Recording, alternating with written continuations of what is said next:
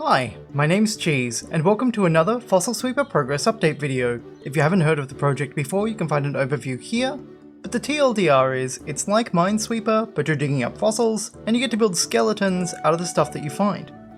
Over the past month or so, I've been focused on small work items while I wait to hear back regarding some blocking issues I'm having with Godot 3.6. I've also had to make the difficult decision to drop Mac support, which I'll be talking about towards the end of the video. While working on a consistency pass for the research phase, I realised that the assembly phase's background when the hide background option is enabled doesn't match the map and dig phases. In order to not affect any lighting contribution from the camera's environment resource, I hide the room geometry and then show a sphere around the play space that has a grey, fake sky material on it. It's a little hacky, but it's simple and it works. I leave the floor markers in place because they give some gameplay relevant context. That was getting some unexpected artifacting when depth of field was enabled, so I've updated the way that graphical settings are applied to automatically disable depth of field whenever the background is hidden, and automatically re-enable it when showing the background if the depth of field setting is turned on. After adding some shadows to the research phase, I found myself feeling that the map phase was a little odd when the avatar didn't cast any shadows while leaving the room. I didn't want to get too bogged down in realistic lighting and making something that didn't look wrong with my fake volumetrics, so I added something pretty subtle that just makes sure the visible shadow gets cast on the door when leaving. While refactoring the fake sky material from the map phase into something that could be easily reused elsewhere in the game, I spotted that the camera animations for leaving via the door didn't really make sense when the background was hidden. So I added some special casing to use a different animation that looks a bit better. Longer term, I'd like to make the fake sky material a little more elaborate, perhaps adding some vignetting or subtle patterning to help the game relevant stuff pop out a little bit more from it, but for now I'm happy to have everything consistent, and using a single material means that I've only got one place to change it if and when I do get around to that.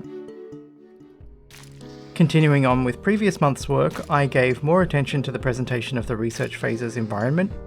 I added some lighting and shadows which make things feel less flat. There are some not so great artifacts like shadow banding, but I'm going to do some testing specifically in Godot 3.6 before I make a decision on how to address them. I added this after I put focused 3.6 testing on hold. To help make the background less prominent while still giving the avatar some focus, I added a depth of field effect that follows the character's destination as they move around the room.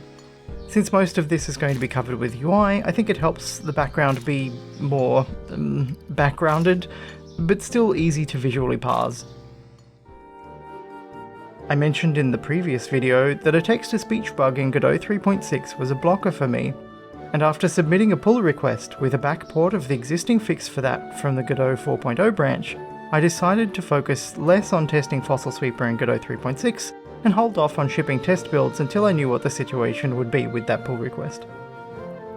At the time, I had hoped that the fix would make it into Godot 3.6.2, but unfortunately that came and went while my pull request was still awaiting review. At the time of writing, I'm running very late with this one, it has been merged and cherry-picked for the 3.6 branch, so I assume that means we will see the fix in 3.6.3. Knowing that it's merged gives me some peace of mind, and I think I'll likely switch over to a custom engine build with that fix in it, so that I can start shipping test builds again at some point soon. Toward the end of September, one of my other games, Bat Egg, has its release anniversary. Since I haven't yet been able to come up with a nice way to add blind-friendly gameplay to that game, I didn't see any downside to migrating the project to Godot 3.6. While testing, I discovered that the official export templates provided by the Godot project no longer run on my Mac. Back in 2019, I said that I would eventually be retiring Mac support for all my games. There's a link with more information in the description, but broadly, I don't appreciate the platform's values or direction, and much of how Apple structures things is hostile to or incompatible with the way that I work. The statement I made back then was along the lines that I'd continue to ship builds that were compatible with my old MacBook Air for as long as I could, and when I can't, I'm not comfortable shipping builds that I can't test myself. I really don't want to end up in a situation where I'm a metaphorical vegetarian flipping hamburgers. I spent time trying to build Godot 3.6 on my Mac without breaking the environment that I also use for building non-Godot projects, and I also re-investigated cross-compiling options to see if there is a path that would let me build Mac builds on my Linux build server without breaking Apple's terms, but neither ended up being an option that I could work with. For existing games like Bat Egg, I will continue to leave the last Mac build up for anybody who wants to play it, but for future or in development projects like Fossil Sweeper, I think the most sensible thing to do is to just not ship Mac builds at release.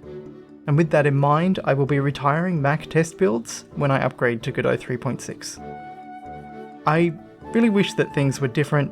I wish that Apple made it easier for developers like me to support their users, but they don't, and I guess at the end of the day, that's their choice. I know this may be disappointing for some.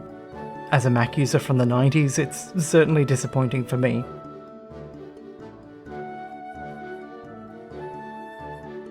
A very big thank you to the supporters going by on screen at the moment. Their support has helped me eat while making this game, and I am so very appreciative. A huge thanks also to Screen Tasmania, who supported this project with a small grant. Anyway, that's about it for today. If you'd like to keep track of development or try the playable prototype, you can find some links in the description. And if you're super keen to check out what we talked about here today, I make early test builds available to my supporters on Patreon. Thanks for watching, and goodbye!